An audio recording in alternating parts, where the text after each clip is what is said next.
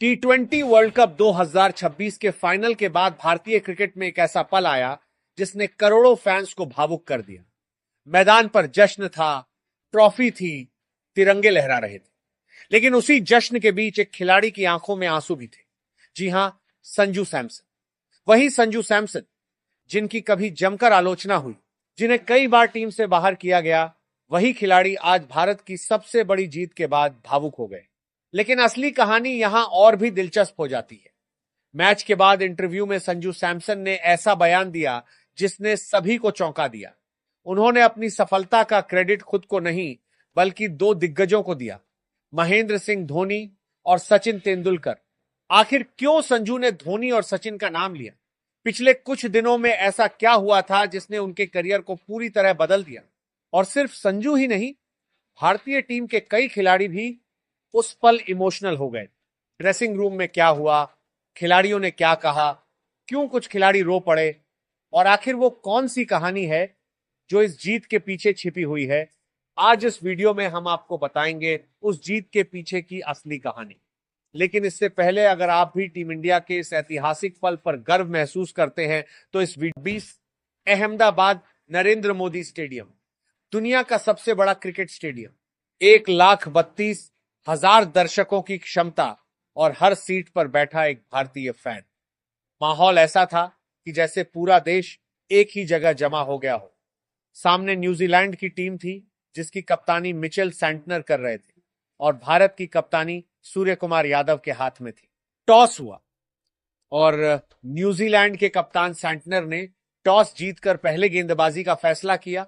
कई लोगों को लगा कि शायद यह फैसला सही होगा क्योंकि बड़े मैच में टारगेट का पीछा करना आसान होता है। लेकिन उन्हें क्या पता था कि भारत की बल्लेबाजी आज ऐसी आग उगलने वाली है कि न्यूजीलैंड के गेंदबाजों के लिए मैदान छोटा पड़ जाएगा। भारत की ओपनिंग जोड़ी मैदान में आई, संजू सैमसन और अभिषेक शर्मा, और पहले ही ओवर से साफ हो गया कि आज ये दोनों कुछ बड़ा करने के मूड में हैं। पावर प्ले के अंदर ही दोनों ने न्यूजीलैंड के गेंदबाजों की ऐसी धुलाई की कि फील्डिंग सेट करना भी मुश्किल हो गया। पहले 6 ओवर में भारत का स्कोर 92 बिना विकेट के। जी हां, 92 run. T20 world cup final में ऐसा पावर प्ले शायद ही कभी देखा गया हो। स्टेडियम में बैठे फैंस को भी शायद यकीन नहीं हो रहा था कि फाइनल जैसे बड़े मैच में भारत इतनी आक्रामक शुरुआत करेगा। हर ओवर में बाउंड्री, हर ओवर में छक्का और हर गेंद पर हमला। न्यूजीलैंड के कप्तान मिचेल सैंटनर बार बार फील्ड बदल रहे थे, गेंदबाज बदल रहे थे, लेकिन भारतीय ओपनर्स के सामने कोई योजना काम नहीं कर रही। पावर प्ले के अंदर ही भारत ने मैच का टेम्पो अपने पक्ष में कर लिया था। क्रिकेट में अक्सर कहा जाता है कि अगर शुरुआत मजबूत हो जाए तो आधा मैच वहीं जीत लिया जाता है, और भारत ने बिल्कुल वही किया। पहले 6 ओवरों में ही न्यूजीलैंड के गेंदबाजों का आत्मविश्वास टूटता हुआ दिखने लगा था। फील्डर्स के चेहरे पर निराशा साफ दिखाई दे रही थी क्योंकि गेंद हर बार बाउंड्री लाइन के बाहर जा रही थी। अभिषेक शर्मा ने 21 गेंदों में 52 रन ठोक दिए, 6 चौके, 3 छक्के और स्ट्राइक रेट 247 से भी ज्यादा। जिस गेंदबाज को देखो उसी पर हमला, चाहे मैट हेनरी हो, जैकब डफी हो या कोई और गेंदबाज, अभिषेक ने किसी को भी सम्मान नहीं दिया। जैसे ही गेंद थोड़ी सी भी शॉट पड़ी, पुल शॉट के साथ बाउंड्री के बाहर। अगर गेंद फुल लेंथ पर आई तो कवर ड्राइव, और अगर स्पिनर आए तो सीधे छक्का। अभिषेक की बल्लेबाजी में एक अलग ही आत्मविश्वास दिखाई दे रहा था। शुरुआत में इस टूर्नामेंट में उनका फॉर्म उतना अच्छा नहीं था और कई लोग उनकी आलोचना भी कर रहे थे, लेकिन फाइनल जैसे बड़े मंच पर उन्होंने जो पारी खेली उसने सारी आलोचनाओं का जवाब दे दिया। सिर्फ 21 गेंदों में हाफ सेंचुरी, वो भी वर्ल्ड कप फाइनल में, ये अपने आप में बड़ी बात है। पावर प्ले के दौरान संजू सैमसन भी दूसरे छोर से बराबर का साथ दे रहे थे। दोनों के बीच शानदार तालमेल दिख रहा था। जब अभिषेक हमला कर रहे थे तो सैमसन स्ट्राइक रोटेट कर रहे थे, और जब सैमसन ने हमला शुरू किया तो अभिषेक ने उनका साथ दिया। यही वजह थी कि दोनों के बीच ओपनिंग पार्टनरशिप तेजी से बढ़ती चली गई। लेकिन असली कहानी यहां से शुरू होती है। संजू सैमसन 46 गेंदों में 89 रन, 5 चौके और 8 छक्के। जिस अंदाज में उन्होंने बल्लेबाजी की वो किसी फिल्मी सीन से कम नहीं था। न्यूजीलैंड के तेज गेंदबाज हों या स्पिनर, किसी को नहीं छोड़ा। संजू की बल्लेबाजी में सिर्फ ताकत नहीं बल्कि क्लास भी थी। कुछ शॉट ऐसे थे जिन्हें देखकर कमेंटेटर्स भी दंग रह गए। एक कवर ड्राइव ऐसा कि गेंद सीधे बाउंड्री लाइन के बाहर, एक पुल शॉट ऐसा कि गेंद स्टैंड में जाकर गिरी, और कुछ छक्के तो इतने शानदार थे कि पूरा स्टेडियम तालियों से गूंज उठा। न्यूजीलैंड के गेंदबाज बार बार रणनीति बदलने की कोशिश कर रहे थे। कभी फील्ड फैला दी जाती, कभी स्पिनर लगा दी जाते, कभी बाउंसर की कोशिश होती। लेकिन उस दिन संजू सैमसन पूरी तरह अलग ही मूड में थे। वो हर गेंद को पढ़ रहे थे और सही समय पर सही शॉट खेल रहे थे। धीरे धीरे उनकी पारी सिर्फ एक अच्छी पारी नहीं बल्कि मैच जिताने वाली पारी बनती चली गई। उन्होंने सिर्फ रन ही नहीं बनाए बल्कि पूरी टीम को आत्मविश्वास भी दिया। बाकी बल्लेबाज भी खुलकर खेलने लगे क्योंकि उन्हें पता था कि एक छोर पर सैमसन मजबूती से खड़े। यही वजह थी कि भारत का स्कोर लगातार बढ़ता चला गया और न्यूजीलैंड की टीम पूरी तरह दबाव में आ गई। फाइनल जैसे बड़े मैच में इतनी आक्रामक बल्लेबाजी देखना अपने आप में एक ऐतिहासिक पल बन गया। संजू की बल्लेबाजी में सिर्फ ताकत नहीं थी बल्कि क्लास भी थी। कवर ड्राइव ऐसा कि गेंद सीधे बाउंड्री के बाहर, पुल शॉट ऐसा कि गेंद स्टैंड में, और छक्के ऐसे कि कमेंटेटर्स भी खड़े होकर तालियां बजाने लगे। और यही वो पारी थी जिसने भारत को 20 ओवर में 255 5 के विशाल स्कोर तक पहुंचाया। T20 वर्ल्ड कप फाइनल में इतना बड़ा स्कोर न्यूजीलैंड के लिए यह किसी पहाड़ से कम नहीं था। फाइनल जैसे बड़े मुकाबले में अक्सर टीमें जिसका समर्थन 160-180 के आसपास ही स्कोर बनाती हैं क्योंकि दबाव बहुत ज्यादा होता है और बल्लेबाज कई बार जोखिम लेने से बचते हैं। लेकिन उस दिन भारत की बल्लेबाजी बिल्कुल अलग ही स्तर पर थी। ऐसा लग रहा था जैसे भारतीय बल्लेबाज किसी अभ्यास मैच में खेल रहे हों और हर गेंद पर रन बरस रहे हों। जब स्कोरबोर्ड पर 255 5 लगा तो स्टेडियम में बैठे हजारों फैंस खड़े होकर तालियां बजाने लगे। हर कोई समझ चुका था कि भारत ने मैच की आधी लड़ाई तो बल्लेबाजी में ही जीत ली है। न्यूजीलैंड के खिलाड़ियों के चेहरों पर भी साफ दिखाई दे रहा था कि अब उनके सामने कितना मुश्किल लक्ष्य खड़ा है। 256 रन का पीछा करना T20 क्रिकेट में किसी भी टीम के लिए आसान नहीं होता और वो भी वर्ल्ड कप फाइनल में। लेकिन कहानी यही खत्म नहीं हुई। संजू के बाद ईशान किशन आए और उन्होंने भी मोमेंटम बनाए रखा। कई बार ऐसा होता है कि जब एक सेट बल्लेबाज आउट होता है तो रन गति थोड़ी धीमी पड़ जाती है, लेकिन ईशान किशन ने ऐसा होने नहीं दिया। वो क्रीज पर आते ही उसी आक्रामक अंदाज में खेलने लगे जैसे संजू सैमसन खेल रहे थे। 25 गेंदों में 54 रन, 4 चौके, 4 छक्के और स्ट्राइक रेट 216। ईशान की बल्लेबाजी में भी वही आत्मविश्वास दिखाई दे रहा था। उन्होंने मिडिल ओवरों में न्यूजीलैंड के गेंदबाजों को बिल्कुल भी सेट होने का मौका नहीं दिया। जैसे ही गेंद थोड़ी सी भी गलत लाइन पर आई, उन्होंने तुरंत बड़ा शॉट खेल दिया। संजू और ईशान के बीच 105 रनों की साझेदारी ने न्यूजीलैंड को पूरी तरह बैकफुट पर डाल दिया। यह साझेदारी सिर्फ रन बनाने की नहीं थी बल्कि मैच का पूरा मोमेंटम बदल देने वाली थी। जब ये दोनों बल्लेबाज क्रीज पर थे उस समय न्यूजीलैंड के कप्तान को समझ ही नहीं आ रहा था कि गेंद किसे दी जाए।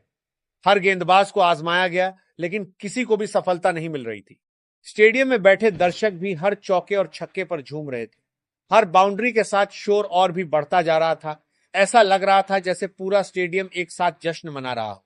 आखिरी ओवरों में शिवम दुबे ने सिर्फ 8 गेंदों में 26 रन ठोक दिए, 3 चौके, 2 छक्के और भारत का स्कोर 255 तक पहुंच गया।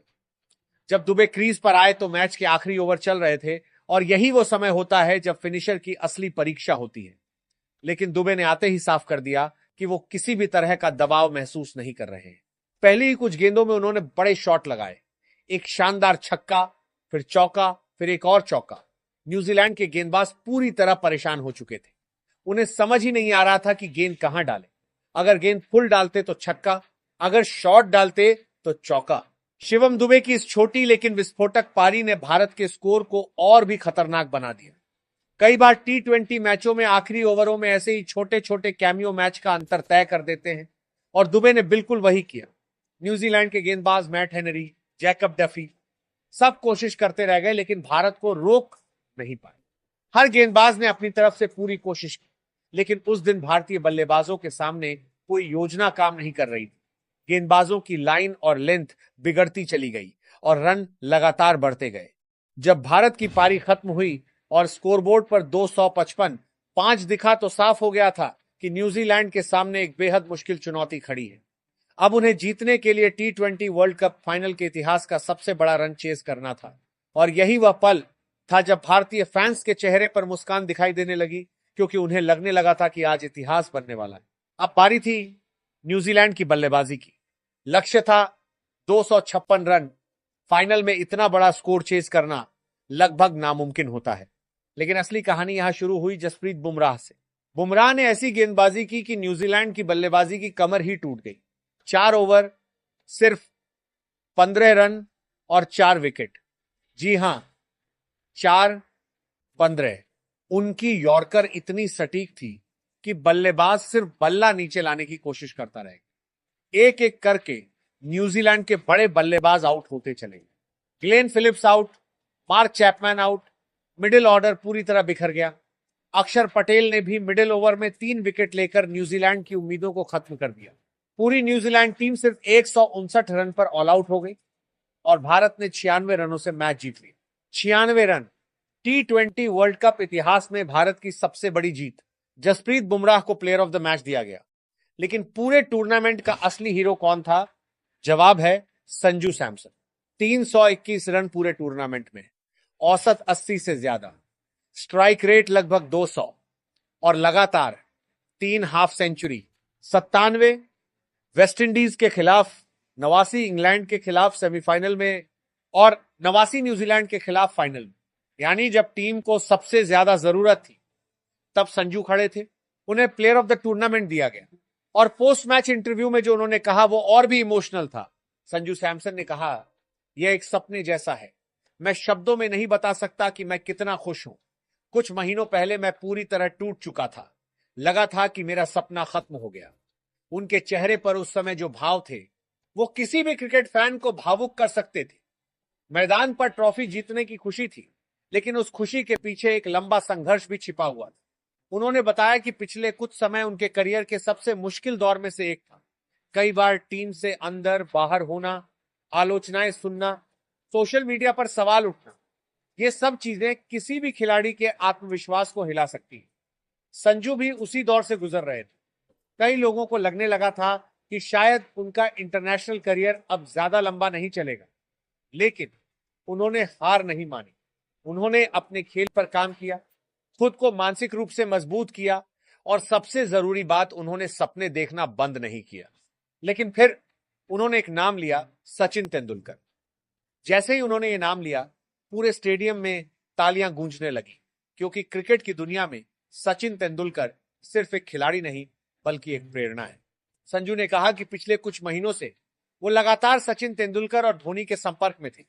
उनसे लंबी बातचीत होती थी, उनसे सलाह लेते थे।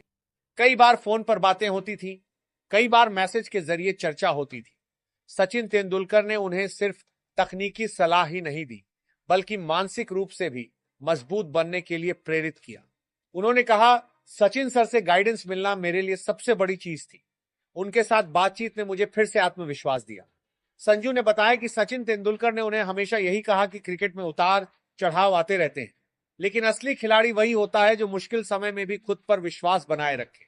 संजू के अनुसार धोनी ने उन्हें कई छोटे छोटे टिप्स भी दिए, जैसे मैच के दबाव को कैसे संभालना है, बड़े मंच पर शांत कैसे रहना है और अपनी नेचुरल बल्लेबाजी को कैसे बनाए रखना है। यही सलाह फाइनल जैसे बड़े मुकाबले में उनके काम आई। सोचिए, एक खिलाड़ी जो कभी आलोचनाओं में घिरा था, जिसे कई बार टीम से बाहर किया गया, वही खिलाड़ी आज भारत को वर्ल्ड कप जिताने वाला हीरो बन गया। यही खेल की खूबसूरती है। कभी जिस खिलाड़ी पर सवाल उठते हैं, वही खिलाड़ी एक दिन इतिहास लिख देता है। संजू सैमसन की यह कहानी सिर्फ क्रिकेट की कहानी नहीं है, बल्कि मेहनत, धैर्य और विश्वास की कहानी है। कई बार जिंदगी में ऐसा समय आता है जब लगता है कि सब खत्म हो गया है, लेकिन अगर इंसान खुद पर भरोसा रखे और मेहनत करता रहे तो वही इंसान एक दिन सबसे बड़ी सफलता हासिल कर सकता है।